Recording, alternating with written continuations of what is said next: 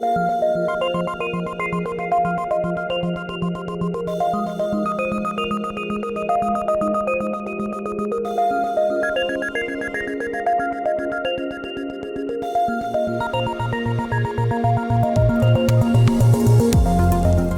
and welcome to the show Beyond the Journal, where we discuss social media, digital education, and current controversies in cancer and medicine in general.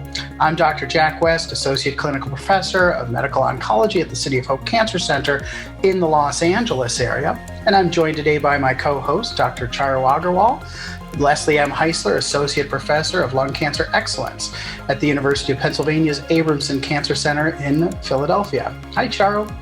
Hi, Jack. Today we are pleased to welcome Dr. David Palma, who's a radiation oncologist at University of Western Ontario in London, Ontario, Canada, as well as Dr. Puneeth Iyengar, who's a thoracic radiation oncologist at the University of Texas-Southwestern Medical Center in Dallas. Welcome, David and Puneeth. It's a pleasure to have you on the show. Thank you. Great. Lots to talk about, and a lot of evolution in radiation oncology, but I would even start by saying that we may be undergoing a bit of an evolution in how many of us think about the role of local therapy in general in patients with metastatic disease, or at least oligometastatic, and both of you are real pioneers in this field. Many of us, at least medical oncologists, were trained in a world where metastatic is a kind of binary concept. You have it or you don't. There's no such thing as a little bit metastatic, like being a little bit pregnant. And, I heard a lot of the horses out of the barn when discussed with patients in my training. But the concept of oligometastatic disease really turns that on its head and suggests that it's more of a spectrum and that there can be and often will be a benefit for local therapy for at least a subset of patients with limited metastatic disease. How much do you both think that the broader community, I think that this has been more widely adopted as a concept by radiation oncologists, maybe surgeons as well, those who do local therapies, but have you had a sense that the data have been mounting and there is a broader shift in how the oncology community sees metastatic disease? Where are we now in that process, or have you sensed still ongoing quite a bit of resistance? Maybe David, I'll start with you. Yeah, thanks, Jack. And thanks, Charu, as well. I think it's an evolution, and it's an evolution that when you look back over a big period, like 5 or 10 years, I think you see big changes in how people are practicing. But I think on a day-to-day basis, I still see it as being pretty slow. And I think in many ways it has to be. I think that there's a danger for any specialty in medicine to really fall in love with the tools that they have, whether it's a new radiation machine, whether it's new immunotherapy, whether it's a new robotic surgery device. And I think it really is incumbent upon us to prove some of these benefits. So I do think the evidence is mounting. Absolutely. We have all of these phase 2 trials that are showing benefits in different little areas. We have a couple in lung, we have a couple for prostate, we have some that are multiple histologies.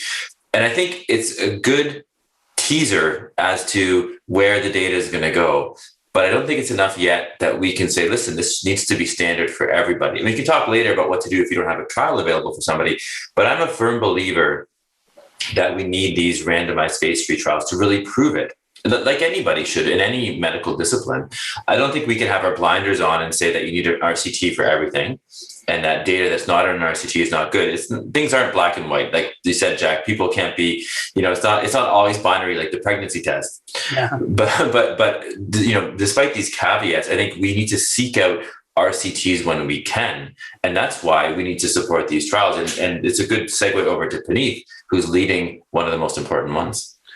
Yeah. And Puneeth, can I just ask, you can get to this, but one of the challenges, I think, is that you don't want belief to be so rapidly accepted that people think it's unethical to do the trial. And so I'd be interested in, kind of where you're gauging the level of acceptance of this and if it's if it's too little, or that you're not getting referrals, or if it's too much that you're not getting referrals because people are always doing it off trial? I think that's a great point that all of you have raised. David has led a lot of these studies as well. I was going to take a step back, but this segue is perfect. I was going to talk to you guys about how I approach it with a patient. Please. And I actually give medical oncologists a lot of credit for identifying subsets of patients where we can make much greater efforts and impact than looking at the entire global population of lung cancer patients. Because ultimately, it's a very, very heterogeneous disease. And all of your targeted therapies that have improved the outcomes of those subsets of patients, that's how I approach our patients with oligometastatic disease and trying to identify and see, are your disease states unique? And can we actually leverage the fact that you may have oligometastatic disease to improve outcomes for your subset of disease? And quite honestly, the question you're raising is one of equipoise. Is there equipoise on the part of the patient? Is there equipoise on the part of the physician? I think it really depends on institution. I think globally, everybody is on the same wavelength as David, that we do need some more data in larger randomized studies to really put the final nail in the coffin and suggest that something is good enough that it should become standard of care. But there are certainly many institutions where they don't have the infrastructure and resources to open up these clinical trials. So I think then in those scenarios, I think it goes back to a multidisciplinary approach and identifying what the available data is and then doing what they think is scientifically and clinically best for the patient. So I think there is certainly equipoise to put patients on the study, especially as immunotherapies get better.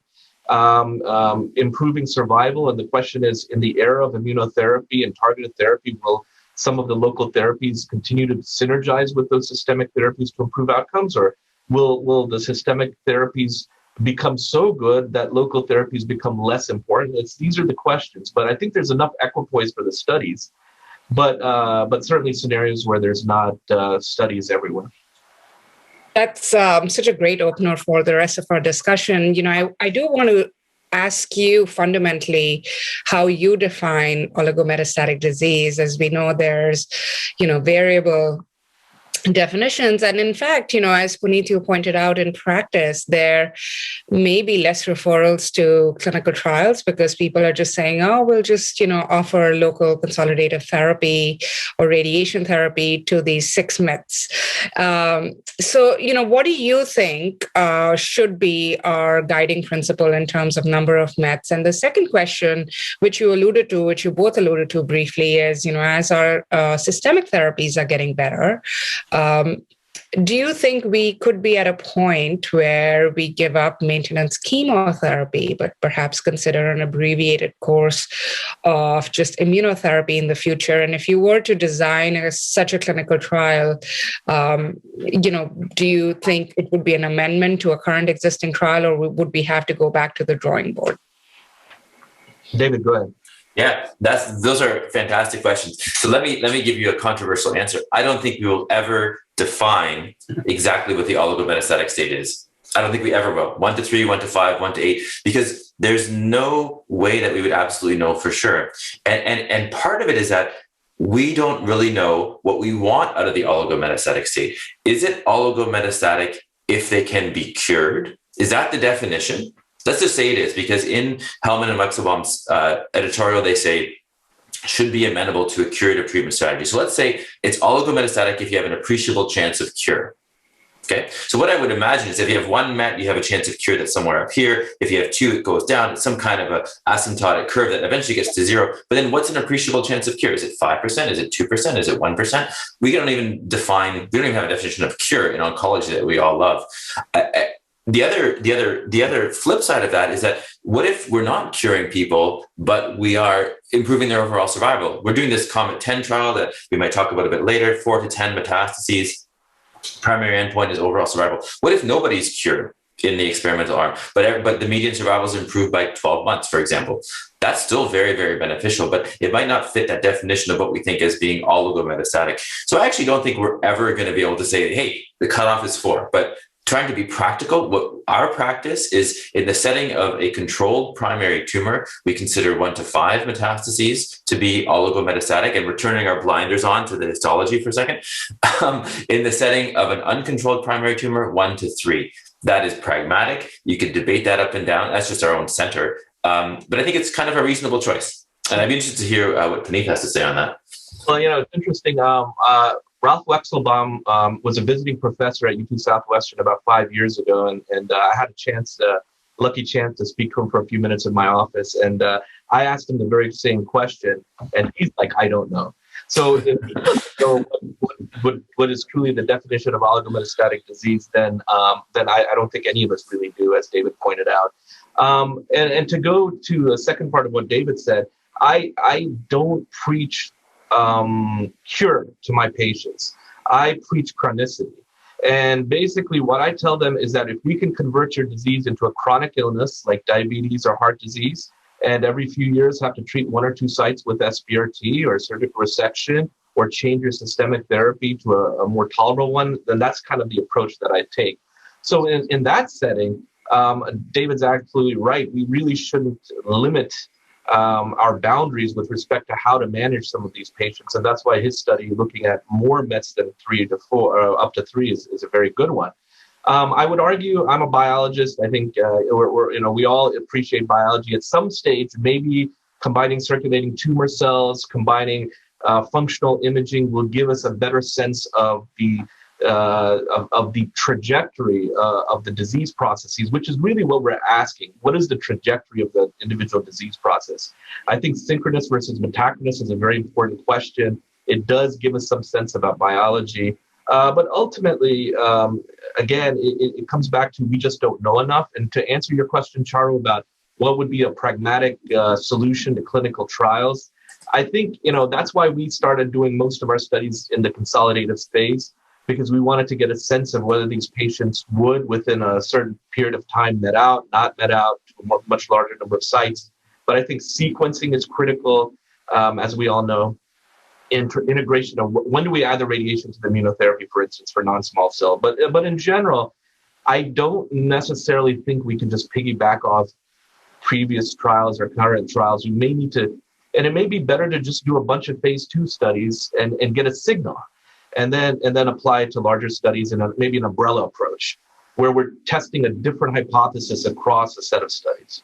That's interesting. I would just underscore, I am not a big believer in because the paper said so as an answer for anything, whether it's, that pivotal Hellman and Wexelbaum paper or the definitions that have come out looking at defining what is oligometastatic based on what was used in various trials. That's a very empiric non-answer to me compared to the important question of how does it improve outcomes. And I totally agree that while cure is valuable, I wouldn't want to throw out the baby with the bathwater. And I think that some people are too dismissive because they say, well, you're not going to be able to cure X or Y. But Charu and I treat patients with stage 4 disease every day with therapies that are not even beginning to hope to cure. But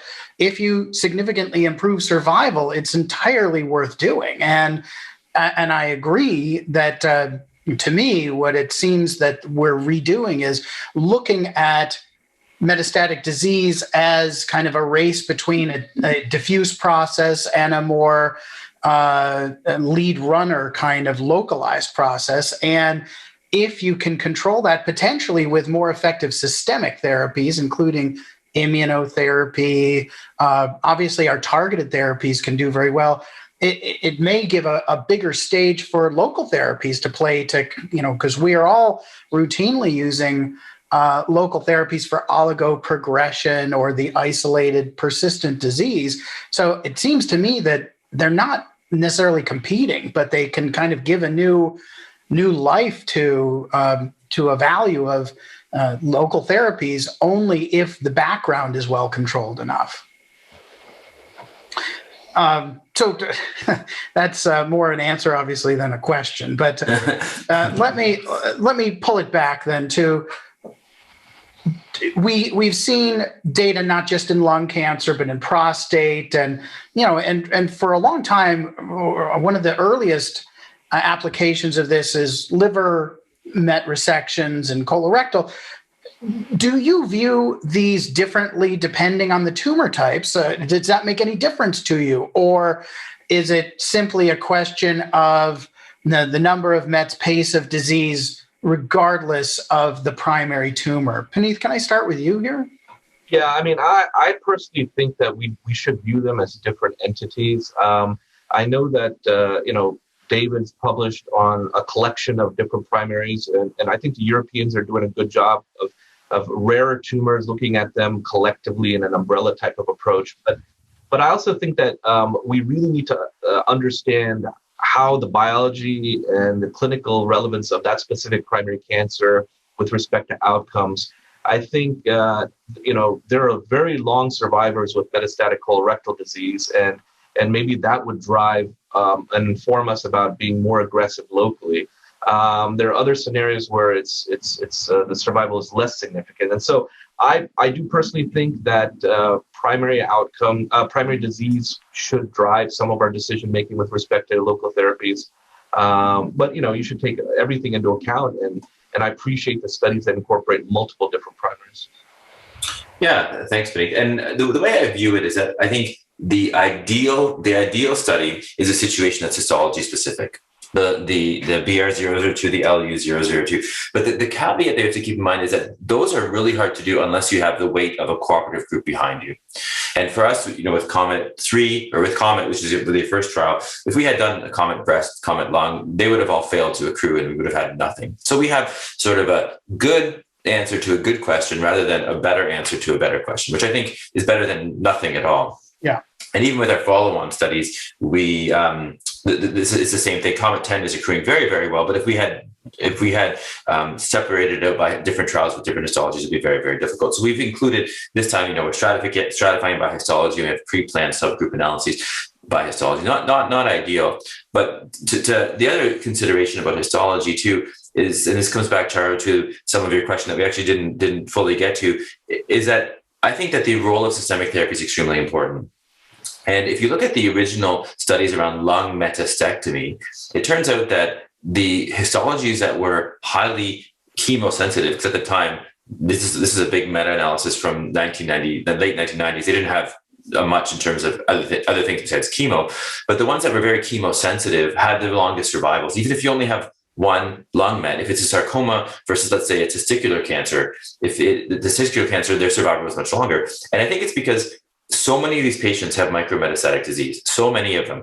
In our COMET study, only about 20%, it was about 17% got past 5 years with no progression.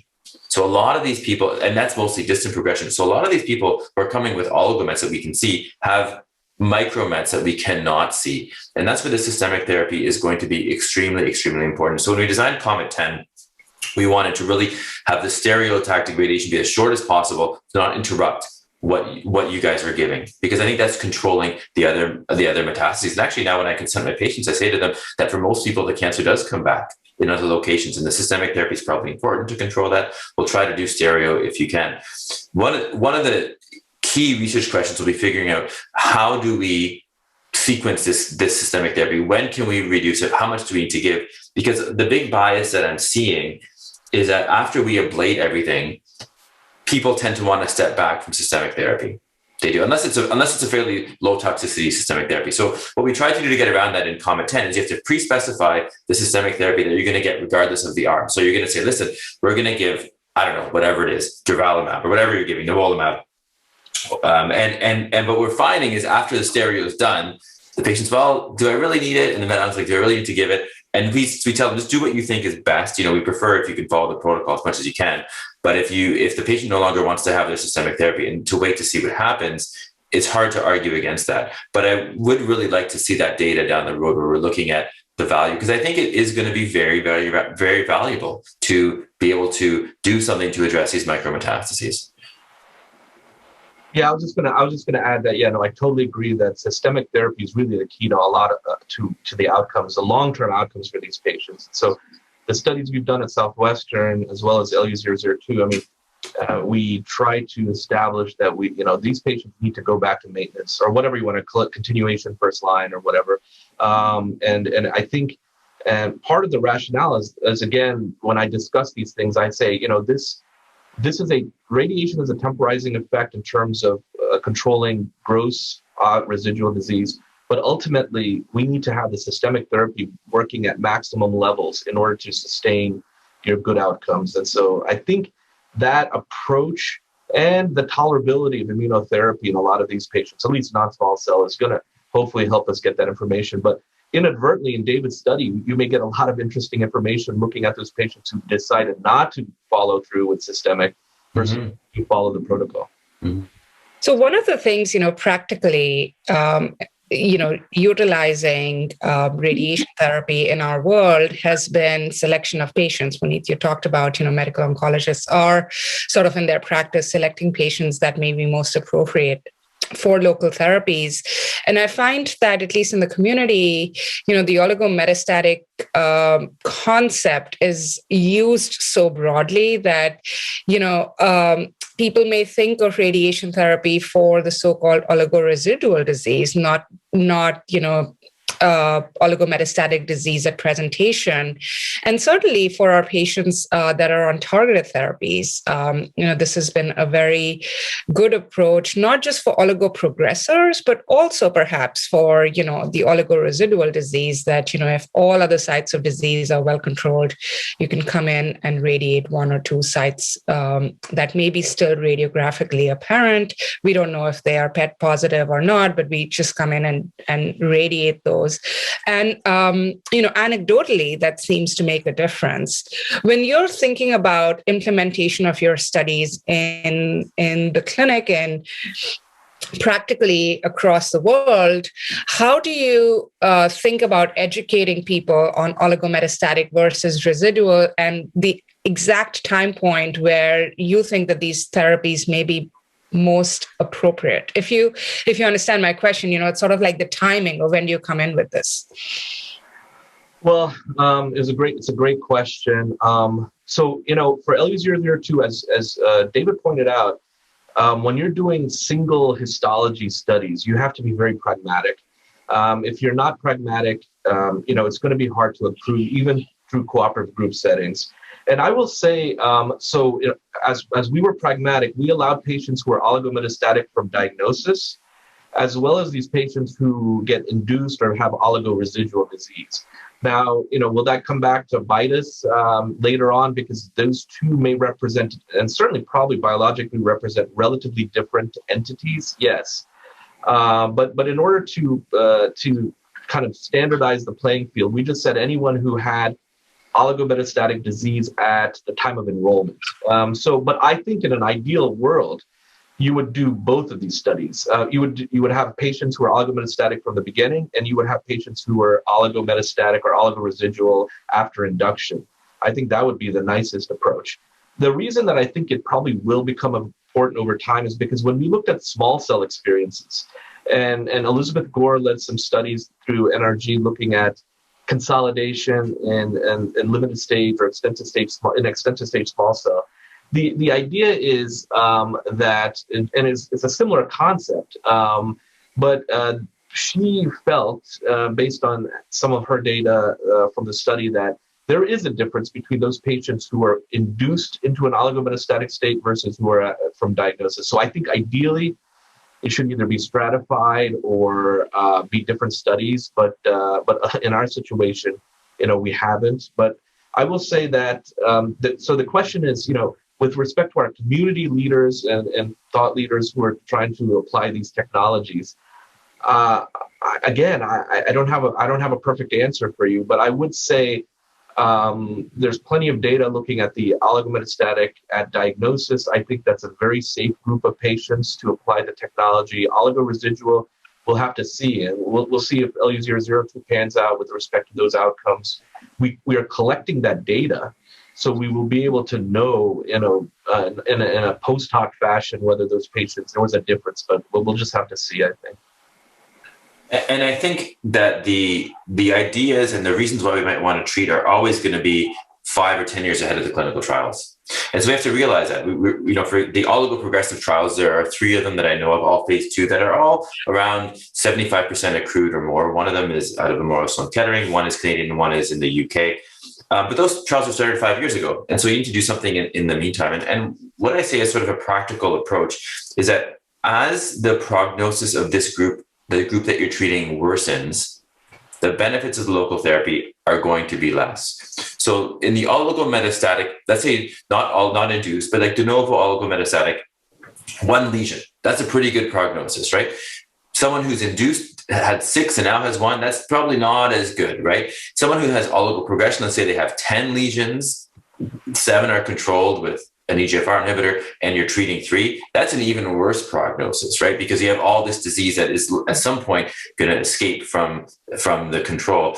And then an even worse would be where you're trying to treat 1 or 2 lesions for an abscopal effect where maybe nothing is controlled. And I think, that's a good way to get a chuckle out of Puneeth. That I would call very tenuous. We don't tend to do that. We don't tend to do that at our center. So, we don't have hard and fast rules just yet. We're going to know more about oligo progression very soon, probably within about 2 to 3 years. But we just have to remember that the benefits are going down and down and down. And the way that we put that into practice is that, stereotactic radiation has different levels of intensity, of levels of hotness, of doses that we can use, right? And there are the big doses, and there are the medium doses, and there are the doses that are not that much more than a standard palliative radiation. And as we get down to the situations where we think there's less and less benefit, we bring the doses down. And I'll just give you one example. I had a patient referred to me not long ago who had previously iodine-sensitive, widely metastatic thyroid cancer, had lots of radioactive iodine, and she now had 4 PET positive lesions remaining. But the the previously iodine active lesions looked to be inactive on PET. We didn't know, are these dead? Are these alive? Is there residual disease there or not? We didn't feel comfortable treating these PET positive lesions to the big doses that we would normally use. So we use something smaller under the assumption that the prognosis is probably not as good as we would like. And so the first goal is maybe to provide a bit of local control of these lesions, but not do her any harm. So we dialed back the doses. That's kind of a throttle that we sometimes use when there's uncertainty around the benefit. Sorry, go ahead. David, I just wanted to ask about, you'd mentioned that the SABR-COMET 10 trial, which is looking at 4 to 10 metastases. And so kind of pushing the concept of oligo has been accruing well, which I think is great, but a little surprising to me. And maybe we can talk more, because one of the things that I found striking and arguably telling is that in the trials that have allowed 3 or 5 metastases, they have tended to have overwhelmingly greater enrollment of patients with 1 or 2 metastases. And it seems like the docs are kind of selecting. There is a selection bias that oligo practically means 1 or 2 more than 3 to 5. So that of one that allows 4 to 10 is surprising to me. And maybe you could talk more about that and whether 80% have 4 versus, they're evenly spread from 4 to 10, and whether you're analyzing or planning to analyze this question, as a function of the extent of metastatic spread, because I think it's relevant. I mean, we did see on the analysis of the STAMPEDE trial in prostate cancer that the number of bone metastases mattered. And if it was, the benefit of local therapy for bone mets was present for 3 or fewer, but not more bone mets. So how are you viewing this? How are you talking about it with patients, and what are you seeing for enrollments? Yeah, that's a great question. And Jack, I remember years ago when you and I were having a conversation on Twitter, we were talking about the COMET 10 trial, and you said that's a great great idea, but I don't see a lot of these patients. And I thought, yeah, you're right. I don't either. And I was a little bit worried. I want to point out that we do in Canada, we are running something called SABR-COMET 3, which is 1 to 3 Mets looking for OS, phase 3. So we're not, taking that group for granted. There are a few factors at play in the 4 to 10 group, 2 that have surprised me. One is that rad-oncs are a lot more comfortable saying, we will not treat that off trial. 4, 5, 6, we're not going to treat off trial because, the SABR-COMET trial, there are only 7 patients with 4 or 5 Mets. We really don't have data. I'm comfortable randomizing everybody, right? That's number one. Number 2 is that we've done a big outreach to the medical oncologists, and almost all our accrual is coming from a medical oncology referral. And even just the other day, I had a nice email from one of our med oncs saying that he's very thankful for this trial because it gives them an option. Yeah. And not to confuse things, we actually have a phase 1 trial for people over 10 metastases. And so that gives them, they say, I don't know how many there are, you count them and then put them into whatever trial you want. The accrual process has actually been easy too in terms of the discussion, because the way that we describe it to patients is I talk about the SABR-COMET trial. I talk about how, there's this idea that if you have metastases, maybe you should treat them aggressively. And we did this trial and this is what we found, but there was some toxicity and some people died, right? But there was an overall survival benefit. We're now doing the trial for more spots of cancer. For most people, the cancer comes back. Do you want to do the same trial that was done before? And so it has been surprisingly good. And so I think those factors together have been a pleasant surprise in terms of looking at the numbers. So I remain blinded to the data as it comes in, so I don't know what's going on apart from my own patients. But we are seeing a gamut. I've treated people with 8 and 9. I've treated people with 4. If I had to guess, it's probably going to skew down towards the 4 and 5. Yeah. But we'll have to see. We'll definitely have to see. And even trials as a trialist, you feel like a kid waiting for Christmas, but it's not this Christmas you're waiting for. You're waiting for like Christmas in 5 years. It's going to take a long time to come. And we had a bit of a slowdown during COVID, but during 2021, we've been double our target accrual rate for COMET 10. So we're doing that. That's only in these past 60, 70 days. So it's given us some hope that in about 2 to 2.5 years, we'll probably complete accrual. Great. That's exciting. That's really terrific. Congratulations, David. Hopefully the accrual, keeps pace and you get your Christmas in 2 years. Yeah, I hope so. So we'd like to switch topics a little bit, and I'd like to get your take on the issue of protons versus photons. A couple of years ago, or about 15 months ago, there was a publication in JAMA Oncology, admittedly from our group, looking at the outcomes in various solid tumors of proton versus photons. And, the conclusion was that the outcomes in terms of survival or, response rates are not really different, but perhaps that proton therapy is associated with less adverse events, especially for head and neck tumors. I know, David, you treat a significant number of head and neck tumors as well. Admittedly, I work at a proton heavy center, so my view is different, but just interested in your thoughts and the real application of proton therapy in the future. Yeah, please, why don't you go first? Yeah, my experience with protons really originated when I was a resident at MD Anderson. And so the Proton Center just came online when I started.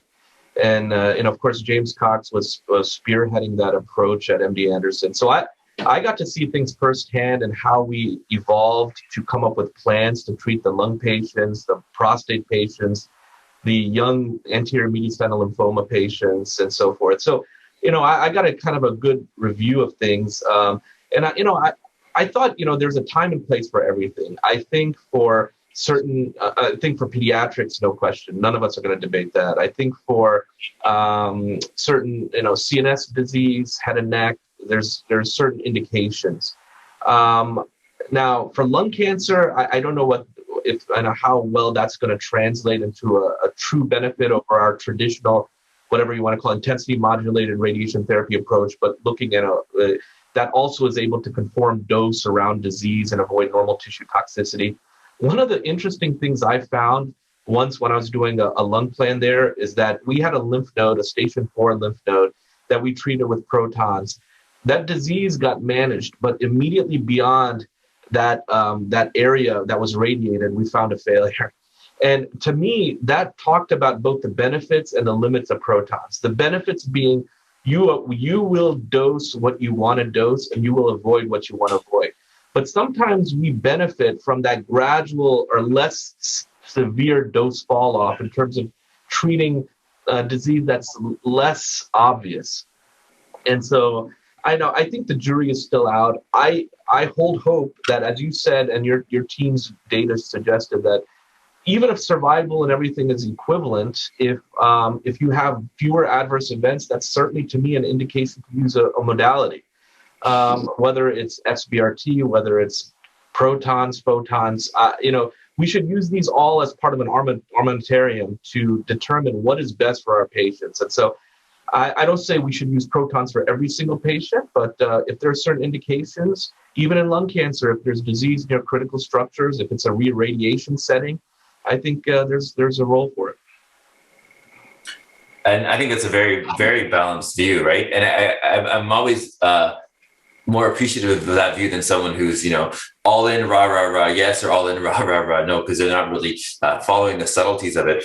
I think it also leads to a bigger question about why don't we have trials, RCTs and protons? We have a few now, but not a whole lot. Why don't we have more RCTs and oligomets? Why don't we have more RCTs in radiation oncology in general? And I think one of the limitations that is, I didn't really realize until I got into these trials myself, is that because it's open label, that's a huge problem.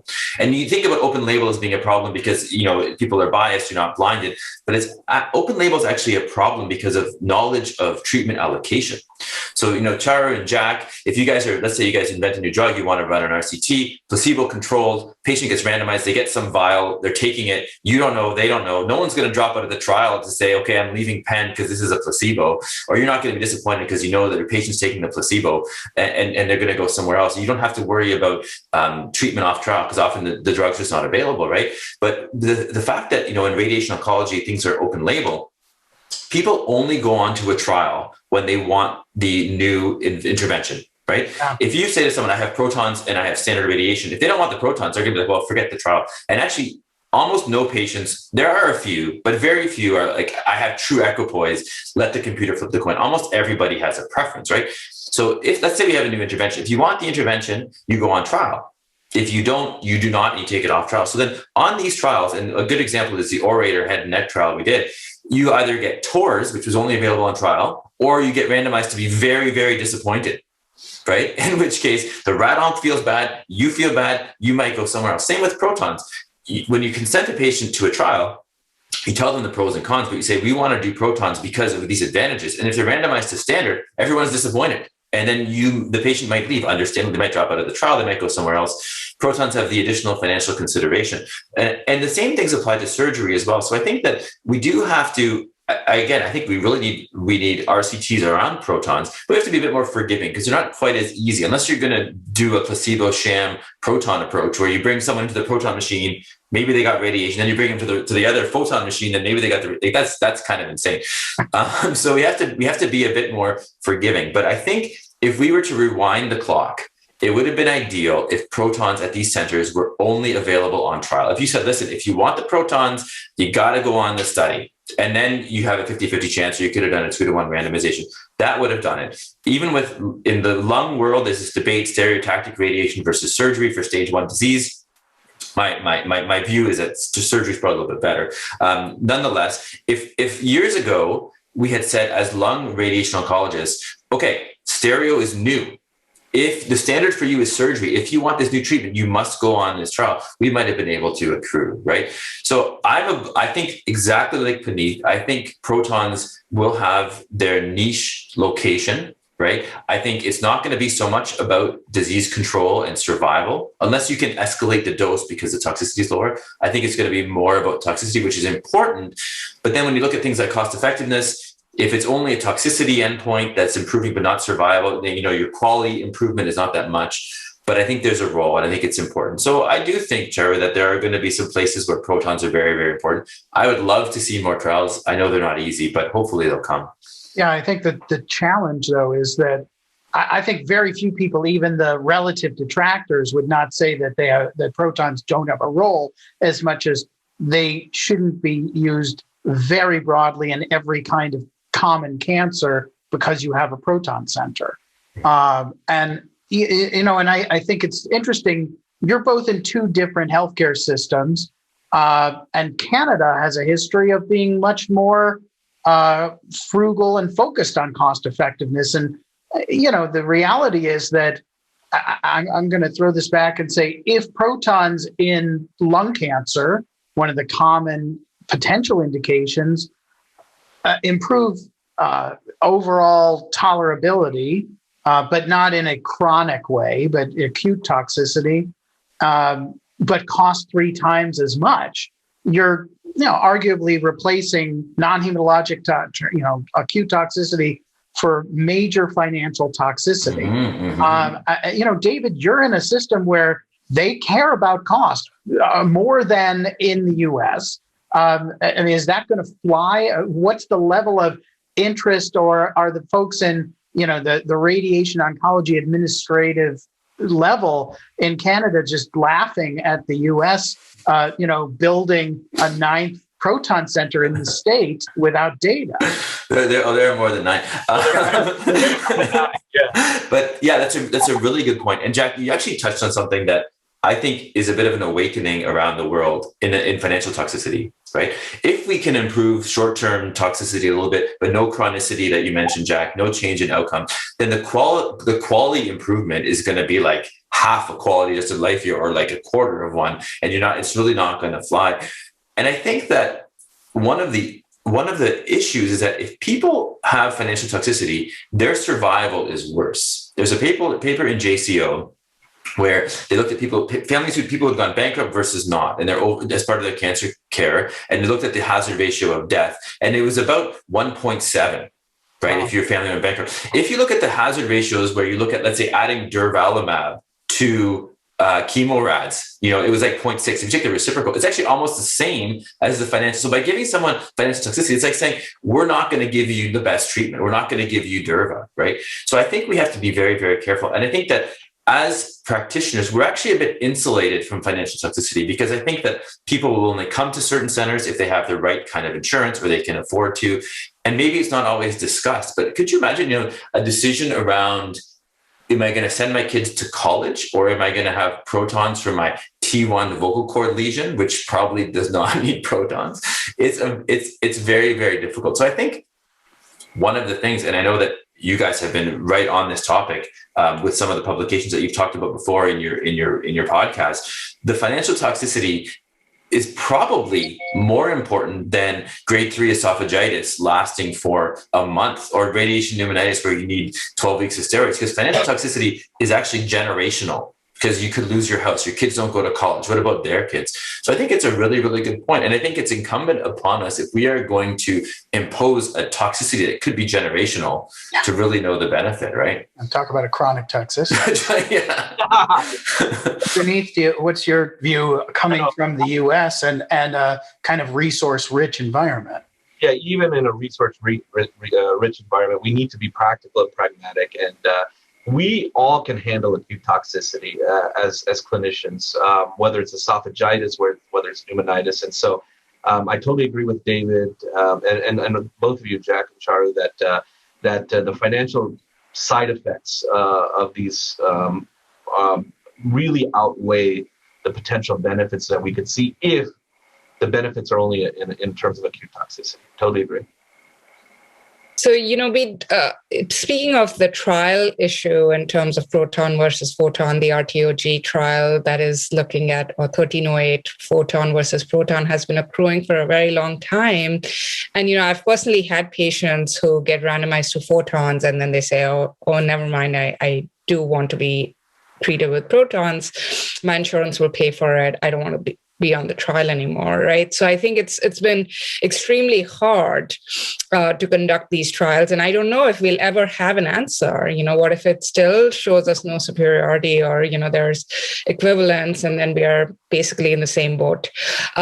Speaking of trials, in the medical oncology world, our trials are primarily being run by industry now. And, they're really occurring at such fast pace that there was a time in 2020 where we had, I don't know, 6 iterations of the NCCN recommendations, because literally every 6 weeks we had a new standard. And, these were hundreds of patients that were randomized in phase 3 trials. But with radiation oncology, it's different. Many of the trials are still being conducted by cooperative groups, and, they're still probably accruing at a relatively slower pace compared to some of these immunotherapy trials. What are some of the advantages, in your opinion, with having these cooperative group trials? And do you think in the future there is a way to accelerate the pace of clinical trials in the radiation oncology world? So we'll start with you, Puneeth. Yeah, I think, to be really blunt, I think the rate of accrual should be or could be much faster with radiation studies. When I look at how many keynote studies there are and how many patients and combinations of trials are existing from the Empower, whatever, I start realizing that, we all think of pharma as, big, bad pharma, but they are really stepping up and serving a fundamental purpose right now. And the purpose is to accelerate findings, okay? Now, they will profit and benefit from those potential findings, but okay, that's the process, and that's the life we're part of. But ultimately, it does get translated to patients. And, accrual on these oligometastatic disease, as David pointed out, can be hit or miss, depending on medical oncology, buy-in, depending on equipoise and so forth. And I really do think that we do need to juggle things around a little bit in the cooperative groups in order to facilitate better accrual. I don't know what that means. If a study is open throughout the NCTN network, holding each of the cooperative groups responsible for X percentage of accruals. I don't know what the obvious rules are, but for the radiation studies, I think, as you talked about 1308, and as we talked about a previous limited stage small cell study, they need to go faster. And we're really, as David pointed out, by the time these studies read out, we've jumped 2 or 3 levels with respect to systemic therapy, and the question becomes outdated, the answer becomes outdated. So we need to do things with cooperative groups, maybe in mandatory things. But I think radiation oncologists are looking more towards pharma, and we're working closer with pharma, especially in these settings of metastatic disease where we're combining therapies. Pharma is very interested in those studies. And guess what? In stage 1, pharma's driving some of the stage 1 studies in adjuvant settings for SBRT. Stage 3, they're driving some of those studies. And so they have infiltrated a lot of the radiation oncology trials, I think to good effect, quite honestly. David? Yeah, and on the topic, I agree completely, Puneeth. On the topic of how do we make these faster, we've really been thinking a lot about this. And there are two concepts here. One is how do we reduce the costs? And the second is how do we really drive accrual as quickly as possible? A couple of years ago, we launched this Canadian lung radiation trials group called Capri, which is kind of a call out to my favorite island off the coast of Italy, not necessarily the Italian pants, but the island. And the idea is I should start wearing capris for my Zooms. You'd never know. No. The idea was to get all these trials done within 2 or 3 years. And we launched 5. They're all about to finish, but it's been about 5 years in total. So it's even when we're trying to be fast, it's very slow. But there are some things that even in looking back at those trials that we could have done better. And the questions that come up are, number one, which outcomes do we really, really need? What do we really need? We need QOL in the short term. We need some kind of OS in the long term. Do we need a visit mandated every 3 months with a clinical trial coordinator coming down to clinic every time? That's where a lot of the costs can be, right? In those follow-ups. So how do we streamline that as much as possible? Can we link it with population-based registries? And this brings up the idea of these registry randomized trials, a few of which have been featured in the New England Journal, where if you already have a registry that's already capturing all your outcomes, that can actually cover a lot of the costs of the RCT. Let's say you want to use, let's say Jack and Charu, you want to do like systemic therapy regimen 1 versus regimen 2. Let's say both are considered standard of care, but no one knows which one is better. If all the data has already been captured in a registry, you could just do the randomization and then pull the outcomes off the registry itself, which would be extremely, extremely cheap. And then there's this issue that Puneeth alluded to, maybe strategic phase 2s can be really, really useful. But we can learn a lot from pharma. I agree with what's been said. Just in being part of some of these trials, the way that they drive accrual, we can learn a lot. Regular meetings, regular troubleshooting, all kinds of things trying to break down barriers. It can be extremely helpful. We have had some successes, like with our Capri trials. We have a standard contract with every center. So when you add in a new trial, it's just an addendum, a one-page addendum to the contract. So opening can be pretty fast. But it is still a struggle. And I don't think we'll ever be able to keep up, but I think we can learn from what you guys are doing and then improve our own trials.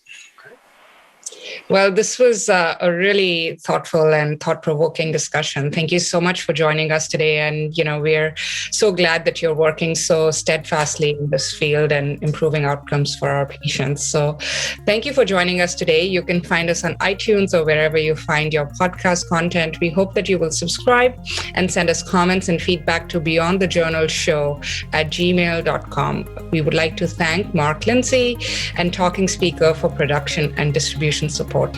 See you in a couple of weeks with our next show. Thanks. Thank you, guys. Thanks very much.